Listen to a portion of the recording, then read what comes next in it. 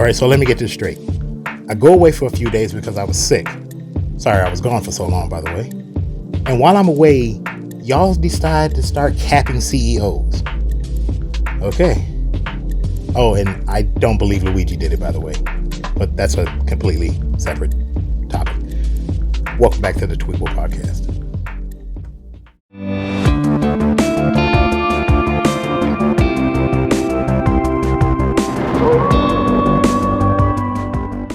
What's up, everybody? I'm Jake Alexander, the voice in the void, the lone wolf, your favorite host with the list. How the hell are you? I hope you're all doing well. Welcome back to the Tweakable Podcast. I am so sorry I've been gone. I have been really sick, but I feel a hell of a lot better. I'm so happy I can come back and we get to hang out today and do this. But take it from me, take some advice. If you decide to have children, or if you have children, you know that if one kid in the house gets sick, everybody's going to get sick. Don't try to go to work. Just stay home, get better, do what you have to possibly do to just take care of yourself. Self-care is the best care, and take care of that before you take care of anybody else. But today we're going to have a lot of fun. We're going to talk about a couple of movies. We're going to get into some news. But the big topic for today is I am going to definitively answer if Die Hard is actually a Christmas movie, because I believe it is, but I think I have the actual definitive answers.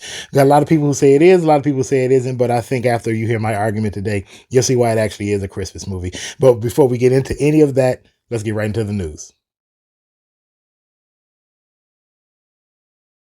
At the top of the news, it's going to be about that assassination of Brian Thompson, the United Healthcare CEO in Manhattan, New York, not too long ago. And right now, the first suspect that they have is Luigi Mangione. It looks like he's going to be charged as the killer, as the murderer in that case. Now, just me personally, I do not believe that he did it. From the look on the film of the guy, we have clear pictures of him. This does not look like him. Different eyebrows, different nose, different lips.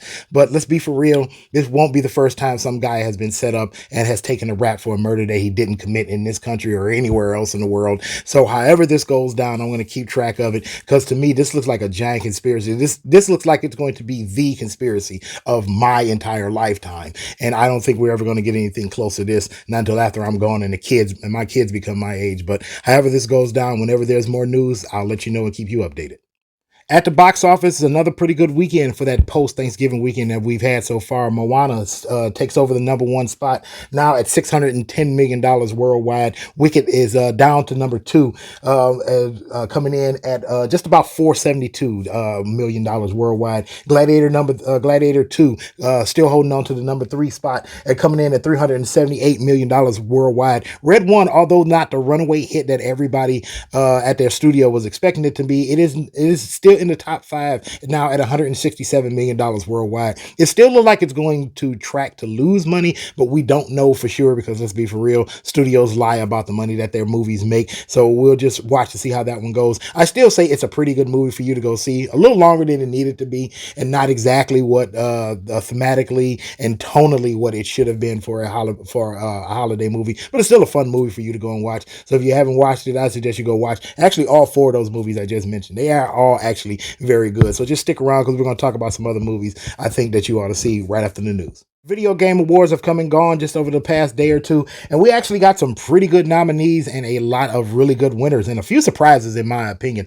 So number one game, Astro Bot, won 2 awards for best family game and best game of the year overall, and that was a big surprise. I was honestly, in my opinion, I was expecting Black Myth Wukong to take that award. It was such a highly touted game, but I guess with a game like Astro Bot, that where your entire family could play it, I guess that's what they really took into account. And considering it took two awards for game of the year and family game, I guess that's how it's going to go. Best adaptation of a video game, I was expecting Arcane to take this one as well, but it actually went to Fallout. Now, I said when Fallout came out, Fallout was a fantastic series, and it could be in the running for the actual best adaptation, but I was still expecting Arcane to take it. But I guess because we're talking that Arcane was in its second season and Fallout was the new kid on the block and really came out swinging and did such a fantastic job, I guess that's where they went with that one. Also in that category for best adaptation was Knuckles. Still, I was expecting Arcane to take that one, but it's in a category with a lot of other really good property. So overall, this was a really good video game awards. I particularly don't watch award shows and take a whole lot of that into account, but for the first time in a long time, I can actually say the awards that went to a lot of these video games and adaptations, I honestly think they did a really good job for the picks this year. Hopefully next year will be more of the same. Also, at the Video Game Awards, we had a lot of reveals of new games coming in 2025. Among those that I really am excited to see, Ninja Gaiden Ragebound, Shadow Labyrinth, and get this, The Witcher 4, which they say Geralt will feature into it in some way. So I cannot wait for 2025. This year, we actually had a lot of video games come out that I really liked playing, and they were all a lot of fun. But I think 2025 is probably going to be a bigger year than if we had in 2024. So hopefully the video games that we get next year will be a hell of a lot better than the ones we got over the past couple of years, and even better than the ones we got this year. Marvel fans rejoice because Chris Evans is coming back to the MCU, and I'm not talking about as Captain America, and I'm definitely not talking about his return as Johnny Storm in the Deadpool Wolverine movie. No, he's actually coming back proper to the MCU, and nobody has said what his character will be. So this is official. Chris Evans is coming back in the MCU. With the return of Robert Downey Jr., we kind of knew that a handful of other people would be back. This is the multiverse saga. It is coming to an end. You were going to get a lot of names and a lot of characters popping back up in the MCU to round out everything that's going on. And I also believe that Kang will be back, by the way. I'm always going to drop that on you every chance I get. But nobody has said what Chris Evans' character is going to be just yet. And I honestly think that it's going to be the character Nomad. Now, in the comics, Nomad is the identity that Steve Rogers himself adopted after abandoning the Captain America persona. What happens is he finds out that somebody high up in the United States government, it was really hinted that it was supposed to be Richard Nixon, is actually leading a terrorist criminal organization called Secret Empire. So what he does, he said, I can't serve America the way I want to because so many of our officials are corrupt. So what I'm going to do is go off and become somebody else. He becomes the character Nomad, and he does everything that he does in his traditional Captain America way, but he does it a little bit more heavy-handed under the character name Nomad. So I honestly think that that's what we're going to get. It's going to be Steve Rogers, but it's not going to be our Steve Rogers. It's going to be an alternate universe version of Steve Rogers under the Nomad title. And I honestly, that makes all the sense in the world, especially with so much political upheaval, not only in our real life, but within the MCU. And I think that this would make such a perfect addition to the MCU going forward. So if you've never read anything about this, you can go look it up. It's plenty of things out there. It's an older character too. I want to say the character debuted in the 70s. The character goes back quite a bit, but it is a good character, and if they are bringing Chris Evans back as any character, I think Nomad should be the one. If you're looking for anime news, I got two stories, one good, one bad for you right now. The Elusive Samurai that we talked about in our last episode that we did, I told you it was one of the few anime that nobody's really talking about that you really need to see, where the main character's only superpower is the fact that he knows how to hide and run and to elude every single person that's after him in order for him to get back to his family and seek revenge for his family, I should say, so he can get back to everything that was stolen from him. It is now already in pre-production for season 2, and I'm telling everybody, it is a really good anime. If you've never watched it, please watch it. It's over on Netflix. Give it a chance. I'm pretty sure you'll enjoy it. Now, on the other side of our anime news, the voice actor for the male character in Dan Da Dan, he's a black guy, and over the past couple of weeks, a artist did some fan art to change his character that he voices to look more like him, gave him darker skin color, and he decided, hey, I like the picture so much, I'm going to use it as my avatar on Twitter. And it turned into a Twitter shitstorm with everybody calling it racist and blackwashing, and they bullied him and threatened him and said so many other vile things to the point that he got rid of his Twitter account altogether. I want to say this. If you don't actually know what whitewashing and blackwashing is, you shouldn't be mad at somebody doing fan art for the person who voice acts the actual character in the anime. They made fan art for a person doing the voice just so they can express how much they like the character. That's not blackwashing. Blackwashing would be if they went to the anime and changed the character's color while the anime is going on, or at the beginning of the anime, I should say. That would be blackwashing. They didn't change the character. It was fan art. If fan art makes you angry, get therapy. you need a little bit of help. So that's all of our news today. Don't forget to check our Instagram page for other random things that I do during the week before we get back to the podcast. Up next, we're going to talk about the movie Werewolves. To be quite honest, I actually watched all of the Twilight movies. I didn't like all of them. Actually, I don't think I liked any of them. But with that being said, I can honestly tell you I was definitely Team Jacob. Not because I like the movies or I like the actor or if I like anything about the movies all that much, but because I like werewolves. I have always had a fascination with them my entire life. So when I was told that we were getting a new werewolf movie, and especially that it was starring Frank Grillo, I was all in. You had me right from the jump, so I knew I was going to enjoy the movie regardless of what I got. But watching the movie, being quite honest about it, it's actually a fun movie. Now, I'm not going to spoil anything, but the premise of the movie is that after a billion people on planet Earth, because of a supermoon, get turned into werewolves. A year later, Frank Grillo and a bunch of scientists, with the new supermoon getting ready to dawn once again, they're trying some way to figure out how to stop all of these people turning into werewolves again. Now, the premise really doesn't tell you, but it's probably in your front of your mind, so let me tell you that you're absolutely right. The movie is The Purge with werewolves. But that's not really the heart of the movie. Honestly, the heart of the movie is that it's actually good and it's done right. It's a silly concept and it's ridiculous, but honestly, they did a good job of just telling a fun story, putting it into a movie and not overthinking it. The only drawback to the movie I honestly have is that I don't think with the world building that they were trying to do in much of this movie, they didn't give it enough time to build everything out. If the movie was, in my opinion, maybe about 15 minutes longer with them using that time to build the world out a little bit more, the movie becomes an absolute bigger and better movie than what you already got. The biggest thing for the movie that I truly love was the fact that they use practical effects with a little CGI overlaid on it to really make these monsters really make these werewolves, I say, look monstrous, horrific, and absolutely scary. They could have gone with full CGI and it probably would have looked silly, but the way they did it here, you get this sense that this movie feels more at home with something like Alien or Terminator 2. It looks weird and it looks hokey, but it's the fun kind of weird and hokey. Now, if you want something art house that really brings on the gore and really brings on the scare, just wait a couple of weeks. You're going to get Nosferatu on Christmas morning of all times. You can go watch that. But if you just want to watch a nice little action horror film with Frank Grillo, a bunch of werewolves, and a fun story, and just enjoy your time at the movie, this is it. This is just basically an 8 out of 10 film, and I know that's really high for a film like this, and most people are going to disagree with me, but in my opinion, this is probably the first werewolf-centered movie that I've liked in maybe a decade. I would have to really think and come up with a good list, but this was a really good, fun film. Like I said, I don't want to spoil too much about it, but it is in theaters. It debuted on the 6th a couple of weeks ago, so if you want to watch it, I suggest you go to the theater and watch it. Don't wait for it to come and stream, because I think the practical effects on screen is going to be a much better view than at home on your TV. We'll be right back.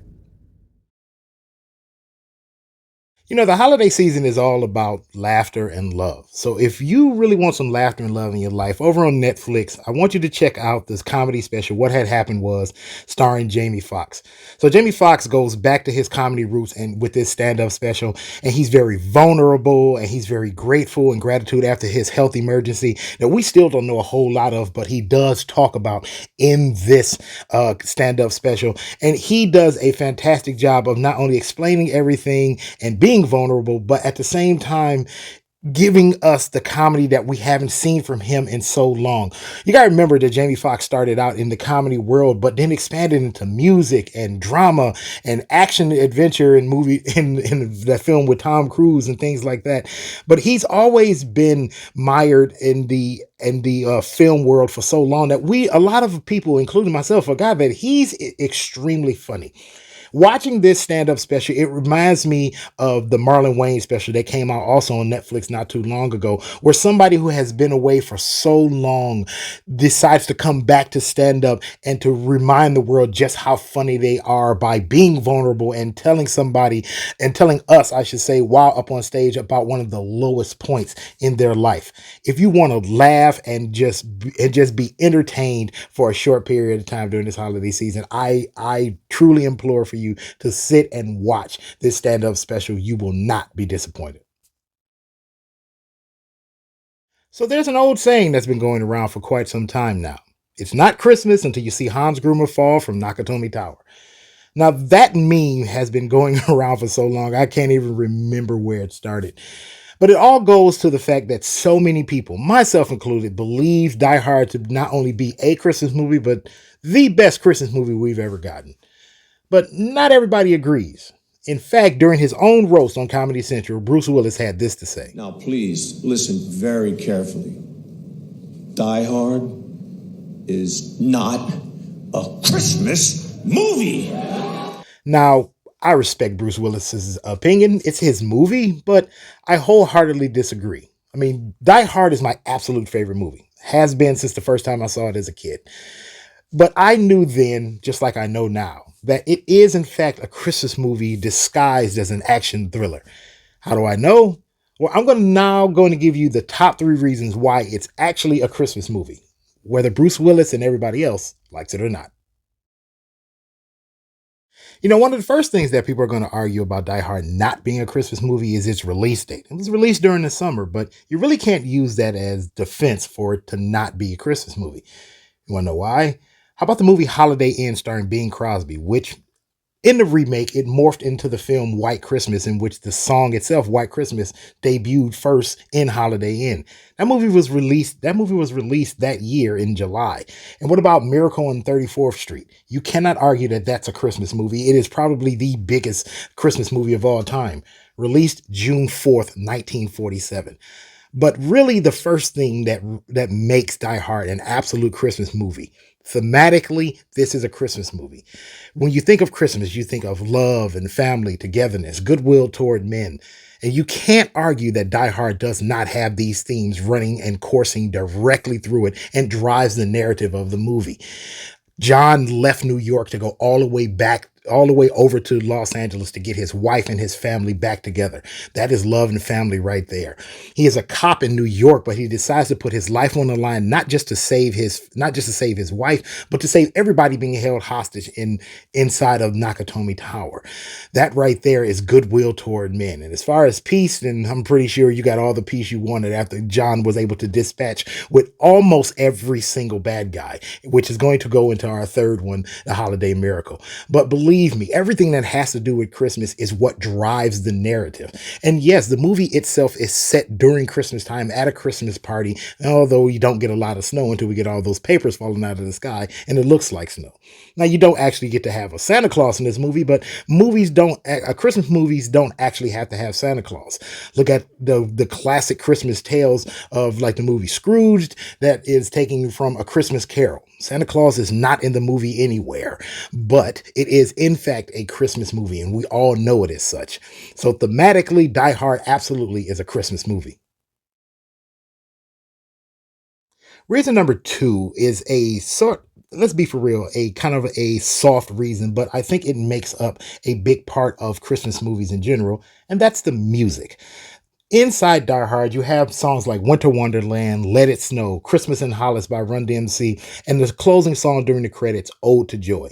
These are songs that are intrinsically tied to the Christmas holiday and to Christmas movies in general. We don't get these songs any other time except during the Christmas holiday. Yes, you can say, hey, those songs can pop up anywhere else, but they don't. They only ever appear in Christmas movies.